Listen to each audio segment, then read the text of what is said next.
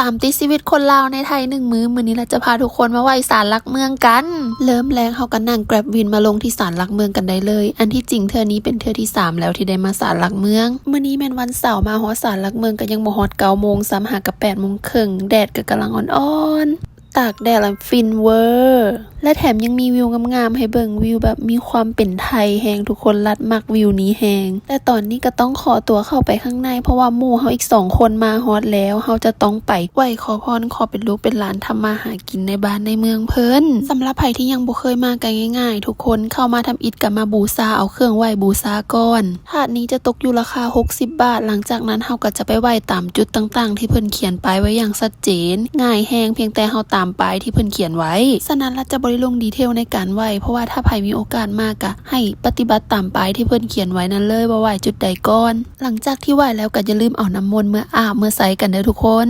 หลังจากที่พวกเฮาไหว้แล้วก็พากันไปหานั่งคาเฟ่กินบรันช์กันคาเฟ่ก็อยู่ใกล้ๆกับศาลแบบว่าเห็นใน Google แล้วพากันย่างมาตามแมปเลยข้างในคาเฟ่ก็ตกแต่งออกแนววินเทจน่าฮักดีทุกคนพอได้เครื่องดื่มก็พากันถ่ายบูมแมลงถ่าย IG วิถีเจน Y เวอร์